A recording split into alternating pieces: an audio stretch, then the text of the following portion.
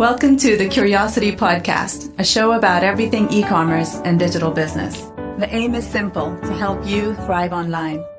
And now, your host, Matt Edmundson. Welcome, my fellow e-commerce entrepreneurs. My name is Matt Edmundson, and this show is for those of us who are curious about e-commerce and want to know how to get better at doing digital business.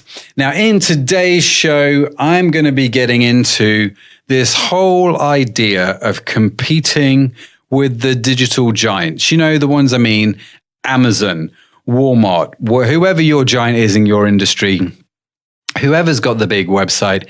How do you compete with them?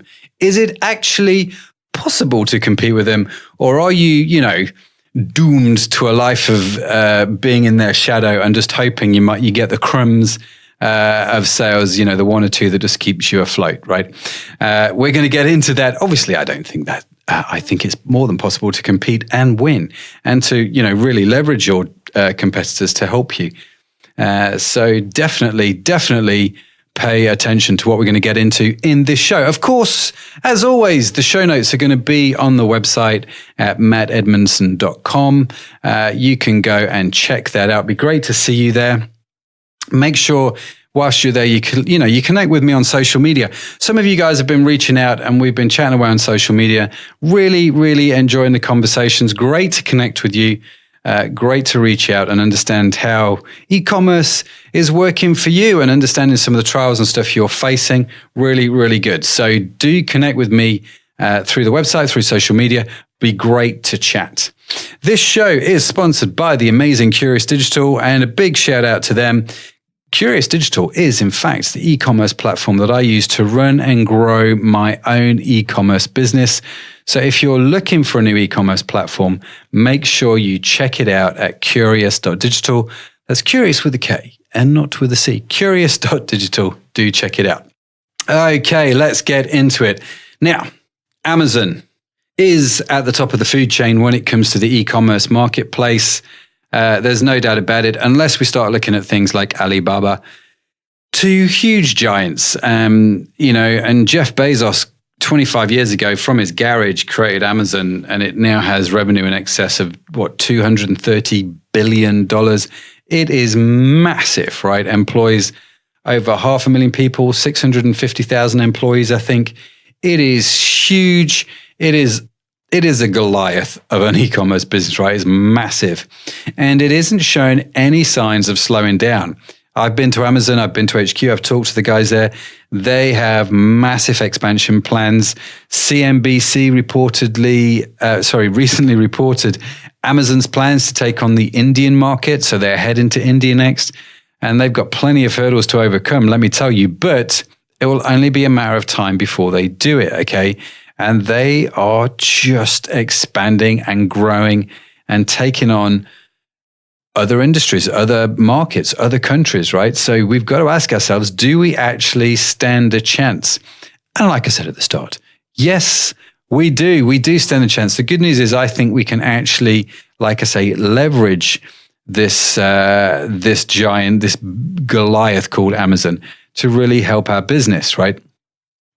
Now, you've got to remember, as things currently stand, e-commerce is only about 10% overall of retail sales. The retail business, a $5.5 trillion business, only about 10% of that currently is online. Now, and I know over the next few decades, that's going to grow and grow and grow. They reckon to 20, 30, 40%. And I can guarantee this, no one company is going to be able to service all of those needs. So we know that the growing and expanding market in front of us, it's just great times to be starting e-commerce businesses, right? The other reason why I think we stand a chance is this, and I'm going to call this digital Davids. It's a phrase I like to use a lot. I'm a digital David. Now, if you are familiar with the old Sunday school story, the Bible story of David and Goliath, you have this idea of Goliath, who is a champion and he is a giant and he is head and shoulders above everybody else. And he is a monster of a man, right? And he is intimidating absolutely everybody in the Israelite army. They're so afraid. to fight him. And for 40 days, he goes out and taunts them and says, come on, rather than both countries fighting each other and there being lots of bloodshed, you send your champion, come fight me, and whoever wins the battle, right? But no one was doing it for 40 days. This was an absolute nightmare. Now, as an aside, if you've not read Malcolm Gladwell's book, David and Goliath, I strongly suggest you read it. It's an amazing book about this very thing, about overcoming giants, right? Because there's a guy in this story called David. And David, who's a simple shepherd boy, comes along and sees Goliath and says, why is nobody fighting this fellow? I'll go and fight him. He's the only person that's volunteering. Everybody else is scared to death, right? And so the story, as you read it, tells you how David went over to the king and said, he'll go and fight them. And Saul, who's king at the time, gives David his armor, right? He tries to put on David his own armor, and David, it doesn't fit him. It doesn't feel right. And so rather than trying to fight with Saul's armor, he takes it off. And David then kind of runs at this giant, the story says, and he takes out, but before he starts running at him, he takes 5 pebbles from a stream and puts them in his sack. He takes out one of those pebbles as he runs. He puts it in a slingshot. He spins the slingshot around and he fires this stone at Goliath. And this stone instantly kills the giant and he slays the giant. And it's a very well-known story, very famous story. But Malcolm Gladwell in his book is great. It's all about how to overcome giants.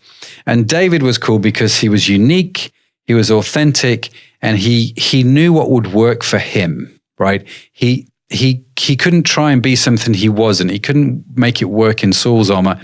He had to be authentic, and he had these 5 stones. So I want to give you 5 key things on how I think as digital Davids, we can overcome the giants, if that makes sense. So stone number one, I'm going to call customer relationships. Customer relationships.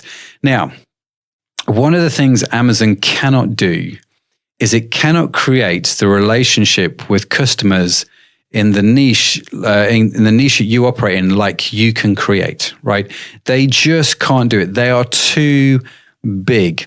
They haven't got the people or the resource or the drive or the desire or the knowledge to create that relationship that you can have with your customer, right? And this is one of the key ways that you can win with Amazon. We have to understand, right, that our customers hold all of the cards. They can choose where to spend their money, whether it's with us, whether it's right now, whether it's in the future. It makes no odds, right? So we can listen to them. We can adapt. We can be quick and easy to change. It's a bit like when Amazon want to change things, it's a bit like trying to turn a big cruise ship. That thing takes a long time to move, let me tell you, because it's so big. Whereas you can be quick and nimble and agile and respond to your customers really, really quickly and easily and build that amazing relationship with them. Invest heavily in your customer, okay?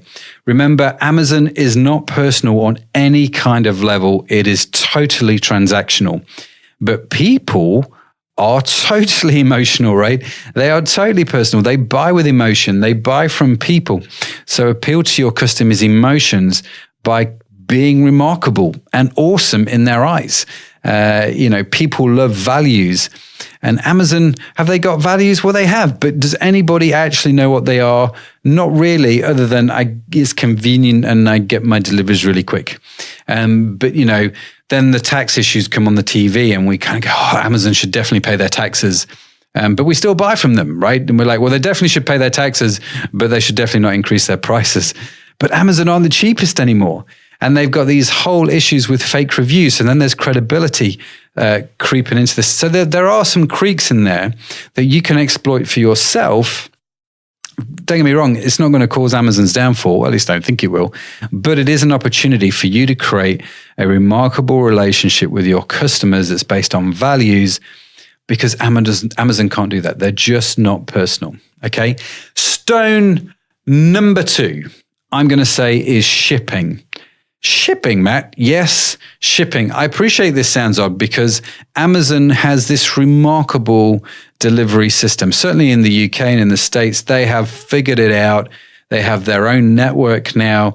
They are unbelievable when it comes to shipping in terms of speed and convenience. But, and this is a big but, if you've ever ordered anything from Amazon, like we talked about in last week's show, you will know that those deliveries are not they don't feel very environmentally friendly. How many times have you had something tiny be delivered in a massive box? And is that box personal? No. Is it in fact really, really dull and boring? Absolutely. That's an opportunity for you, right? If you want nice packaging, if you want to feel like you've ordered a gift, if you want to feel like you've got the person sending the parcel actually cares about what they're sending to you, you don't buy from Amazon. You just don't, right? So again, that's an opportunity for you to do something different, okay? We are now going to take a few minutes to stop, pause, and review this week's e-commerce news. So I am here with the beautiful Sadaf. Sadaf, hi. Hi, Matt. Let's do the news. Let's do this. So, cold calling. Okay. What's your opinion? Is it dead, or are the businesses just doing it wrong? I would be surprised actually if businesses are still doing a lot of cold calling. I think a lot of people gave it up, didn't they, to favor things like, Google ads and more Facebook ads and other forms of advertising. I think cold calling, like anything, has massive opportunity in it, but the majority of people that do it wrong, and so don't get the results from it that they see. Okay, so how would you, if that was part of your business, doing the cold calls, how would you do it? How would you set it up? If I was doing, how would I set it? It was a good question. I probably wouldn't get anybody under the age of 35 to be in the call center. And I mean that with all due respect, but it seems, people under the age of 35 don't like using the phone. And it's not cold texting, is it? So it's cold calling. So they have to be comfortable on the phone. I was watching a video about this actually the other day, and he was fascinating. The guy, the trainer on it, the way he does it is he literally starts off by telling the truth. And I'm a big fan of telling the truth. And so he just calls them and says, hey, totally truthful, this is a cold call, but if you give me 30 seconds, I think, we've got some, I can't remember the exact phraseology he used, but it seemed to work quite well for him telling the truth. So that's probably what I'd do. But I've done a lot of cold calling in my past. So I'm not afraid of it. I don't think it's a bad thing. Do you think it works for certain industries? Do I think it works for certain industries? I think it could work for every industry. Do I think e-commerce businesses maybe should do cold calling? I don't know. I think from a resource point of view, one of the reasons why people have moved away from it is cold calling is quite resource intensive. So it's expensive to do cold calling. And so you tend to get better results with more creative forms of advertising. But I wonder if that's still the case, because when we stopped doing cold calling is because Google ads were so cheap. But now Google ads are stupid money. So, you could pay whatever, 50, 60 pounds for an agency lead. So maybe cold calling then becomes much more cost effective again. So I don't know if it depends on the type of industry so much as the cost for doing cold calling. Would I consider it in e-commerce? I probably would now. If done right, done well. Yeah. Cool. Okay. So let me give you news item number 2. And this is going to be a whole bunch of news items in news item number 2 because we're in a new quarter. And so a whole bunch of things have happened, which I've been reading about. Number 1, Etsy now has an ad platform for sellers. Yay. Do you have any comment other than yay? No, I never shop on Etsy. You never shop on Etsy? No. So this is really not going to be very beneficial for you. But there might be other... I'm curious. Why do you not shop on Etsy? I just don't find it very quick and easy. So it's the time. Yeah. Okay. I mean, there's some pretty cool looking things on there, but... I bought quite a few things on Etsy. But I think you're right. I mean, you do have to be aware of the time frames that are involved with it. But I think this will be why it's interesting with the ad platform, because the people that were always coming top of the organic search engines on Etsy would have been people that have been established, been good, and have got a good system, good whole thing. They get it in, get it out. Yeah. So delivery times were getting quicker. I've ordered a lot of gifts off Etsy. I wonder how that will level now they've got an app platform. So if you're lower down, you could pay to go higher up and start to build your business that way. I think if you are on Etsy and they have just released this new ad platform, then you should definitely look at it because it will never be this cheap, is a reality. So you use it to start building your business. Okay, next one. UPS surcharges in holiday season. I was reading that the UPS are not going to add, I don't know if this is just in the States actually, or whether this is worldwide, they're not going to add their infamous surcharge for residential during the holiday season. UPS is a strange courier. I can't get my head around it because when we first started out in e-commerce, UPS didn't really want to know where residential parcels were concerned. They built their whole business in doing business-to-business deliveries, right? And so e-commerce comes on the world and we're like, oh, hey, UPS, could you deliver this to... And they started to introduce all these surcharges to deliver to residential addresses because residential deliveries were a nightmare for UPS and they just wanted to focus on business-to-business, which I get.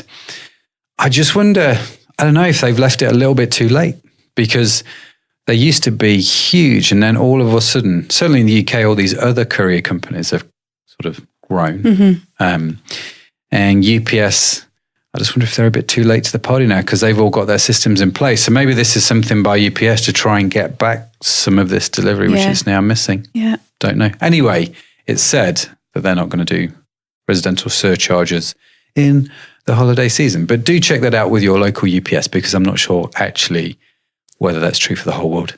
Yeah. And finally, the other thing to say, strong customer authentication. Do you know about this? Yeah. Of course you know about this. Yeah, I do. You've written a lot of content on strong customer authentication. So this is quite funny in the UK, isn't it? The UK, because of the European Union, decided, you know what, we need stronger authentication when people buy products from websites. I'm not sure how I feel about them, actually. On one hand, you kind of say, well, this is good because it gives more security to the user, to the customer.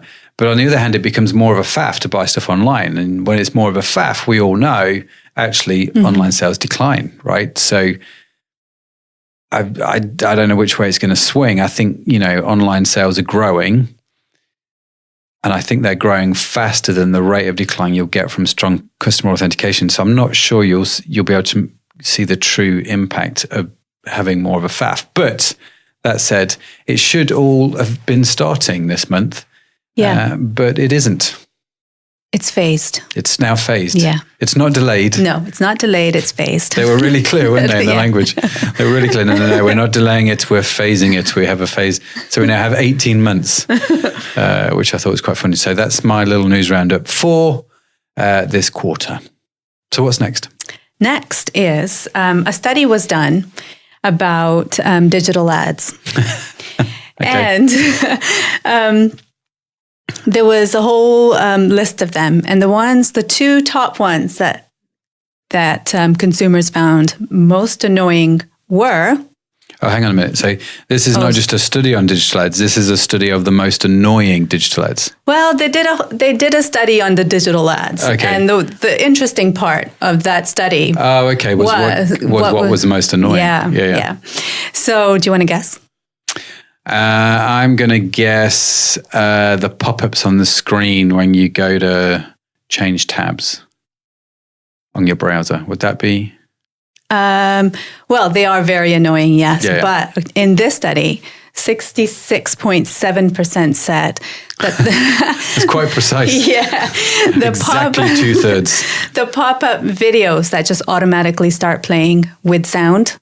Oh, yeah, those really are annoying. Yeah. And then 55%... Especially if you're trying to sneak watching content or you're watching or looking at a website at work, because you would never do that. I would never do that. And then all of a sudden this video starts playing sound. Yeah, you get busted. Yeah, I can see that. And 55% said the ads with videos that pop up automatically without sound.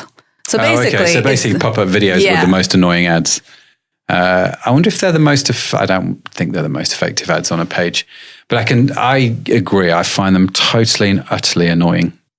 And so we don't have them on our site because of that very reason. They are super, super annoying. As soon as they, like, when I come across them, you just close them. Yeah. And the fact that it auto plays is, it's a nightmare because it's like, especially if you're on a mobile, it's using your bandwidth, you know what I mean?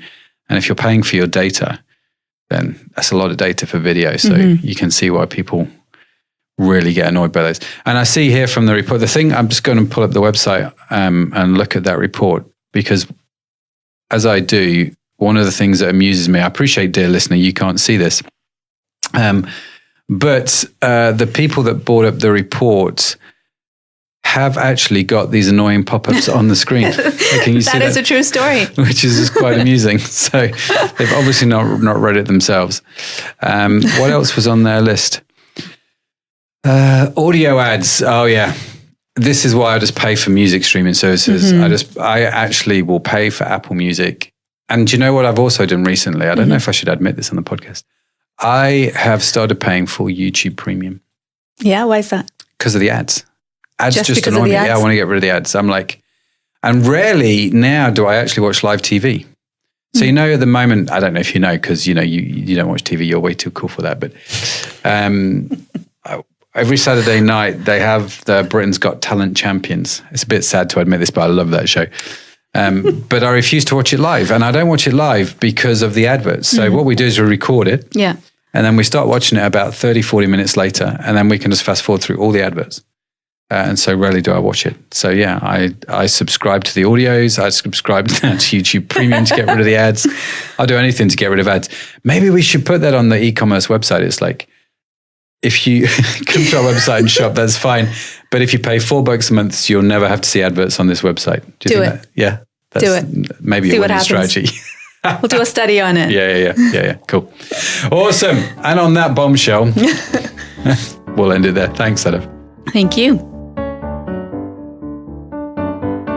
That's the news. So now let's get back to it.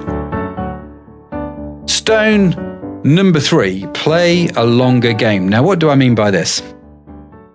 If you think about people who are online right now ready to buy a product, okay, they are red hot buyers. They're like 3% of people online. They know what they want, they know where they're going to get it from, and they are going there. And everybody on Google AdWords, everybody on Facebook ads, everybody on Amazon are competing for those 3%, right? And Amazon take half of them just straight off the bat, okay? They go straight to Amazon. They know what they want. They buy it straight away. Where Amazon doesn't work super well, and where, again, you can exploit this, is for those customers who don't tend to use Amazon as their first point of call because they don't technically know what it is they want. They know they've got a problem, or they might not even know they've got too much of a problem. And you can use that. You can go after that 97% of people that Amazon doesn't really go after and convert those people, right? And make them your own customers. So these customers, they're looking for things like how-to videos or blog posts or content, tips and tricks on how to do things, okay? And most people are in this category. And if you can find them and connect with them, then in the long term, they actually become some of your best clients, okay? Stone number 4, be known in your niche. Now, Amazon's niche is technically no niche, right? They sell anything to anyone and everyone, right? There's no niching down. It just is what it is. It's the Goliath of all sites. But you can be the opposite of that and create a real great niche to sell in, because Amazon can't be everything for each niche. Okay. Niche. Said that entirely wrong. Nothing to do with my niche, but Amazon can't be can't be everything for your specific niche. So you can be the expert, right? You can be the leader in that niche where Amazon can't. You're the one that's got the product knowledge. You're the one that's got the insight and the tips and the how-to and the content. For example, let's say in the new course that I'm doing, the Jam Jar product funnel, which is getting released super quick. Sorry about that, unashamed sales plug right there. But the course is coming out. I talk about fountain pens, right? So let's say I decide I want to open a website selling fountain pens in this sort of niche. I'm telling you straight off the bat, I would have the best content, the best how-to videos, and the best upsells for people looking for fountain pens. I'm going to have the best content. I'm going to have the best curated products with bundles of, I'm going to bundle pens with the perfect ink for that pen and the best paper for that pen and ink that you're going to find anywhere. Amazon doesn't do any of that. It's just a big algorithm. It's too impersonal, whereas I'm going to create this whole experience around that. That's exactly what I would do. And that is where I think you can win. In next week's show, we're going to get into this whole idea of creating super fans, right? Not just fans, not just customers, but super customers, super fans, and how we can get them out there, word of mouth marketing, evangelizing our product, really committed to what we're doing. Amazon just doesn't have that, right? They have fans, but they don't really have what you would call super fans. And we can do that with our niche. And we have the ability to do that because we're experts in our niche. So become known in your niche is stone number 4. Stone number 5, I'm going to take from Sun Tzu, and I'm going to, the Art of War book. And that is this: know your enemy. Amazon are a beautiful, beautiful website in some respects because they give you so much of their data when you know where to look. And you can really take advantage of that, right? And that data is really going to help your e-commerce business grow. So in the shameless plug of my upcoming course, I actually talk about an idea that I got from Amazon. I went onto Amazon, I was doing some research, I was looking at their data, and I came across this product that I'd never seen before, but I thought, geez, that looks interesting. And so I dug a little bit further, did a little bit more research, put it on our website, and here I sit. At the time of recording, we've sold probably over $80,000 to $85,000 of that particular product on my own website, which I would never have had that product to sell. I wouldn't have sold it had I not looked at Amazon, known my enemy, and really dug into that, okay? So that's all thanks to Amazon. Thank you very much, Amazon. Much appreciated. So know your enemy. I'm also going to tell you this, that Amazon's stock actually runs out. They don't always have the perfect stock management system. And, time and time again, there are products on their website that they sell, and I sell the same product, and we will find we are spiking in that product because Amazon have sold out and people are looking elsewhere online for that product. Guess what? They're going to find it on my site. We're going to give them a great service, much better than we hope that they would get from Amazon. And you know what? Hopefully they're going to keep coming back from us and buying time and time again, okay? And my final thought is this in terms of knowing your enemy. Sometimes it may be just the right idea to not only sell on your e-commerce website, but actually sell on Amazon too and take those customers. They obviously have very strict rules in terms of who the customer belongs to and how that all works, and that's fine. So you have to play the system a little bit, but could you sell on Amazon and start to attract those customers to you in the long run for your business? Or even not, even if you just kept selling on Amazon and take advantage of the fact that, 50% of the people that are buying online are buying from Amazon, use their marketplace and sell to them. Sure, Amazon get a cut, but at least you're selling more product. Obviously, that's not going to work for everybody. We can't do it with a lot of brands that we stock because the brands don't want us to do that, but it may be worth thinking about, okay? So the key point is this. Like I say, like David, you do not have to be afraid of your enemy. You can use what you have. You can use what tools you have, what works for you, what's authentic to you, something that Amazon can't do, something that is surprising. Goliath never expected the stone in the forehead. He just didn't. And you can do something that is surprising and in effect chop off its proverbial head, slay the giant. You will be, my friend, surprised at what you can do. So whilst Amazon is out there, yes, we should pay attention to Amazon. Yes, we should have a slight reverence for what's going on there, but never, never be afraid.